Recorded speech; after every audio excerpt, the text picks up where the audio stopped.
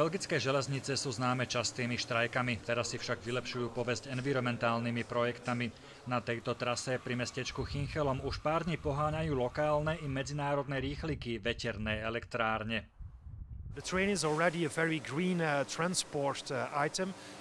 We like to improve that a little bit more, but with that project of the wind farm, we're trying to improve that to support, of course, the climate conference in Paris. Medzi mestami Louvain a Liège stojí už 7 takýchto turbín, ďalšie pribudnú v najbližších týždňoch a mesiacoch. Po dobudovaní celej siete vytvoria energiu pre 170 vlakov, ktoré denne prechádzajú po tejto trase. Ako náhle budú všetky turbíny v prevádzke, vyrobia 35 000 MWh energie. 2/3 pôjdu železniciam, prebytok budú môcť využívať 3000 domácností. Belgické železnice majú aj ďalší ekologický projekt na trase medzi Antwerpami a holandskou hranicou. Tam vlaky poháňa elektrina zo solárnych panelov. We have 7 nuclear reactors.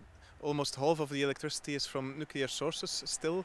But we decided that by 2025 we will go out of nuclear energy and invest heavily in renewables. At the moment there are really big investments for renewables in the sea. This is of billions of euros that are invested there. It also generates a lot of jobs. Najvýraznejšie environmentálne problémy má belgické hlavné mesto Brusel. Metropola je preplnená autami a nesplňa európske normy pre kvalitu ovzdušia.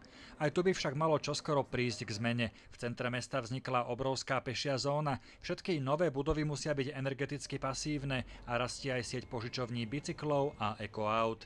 Z Bruselu Štefan Hudec, RTVS.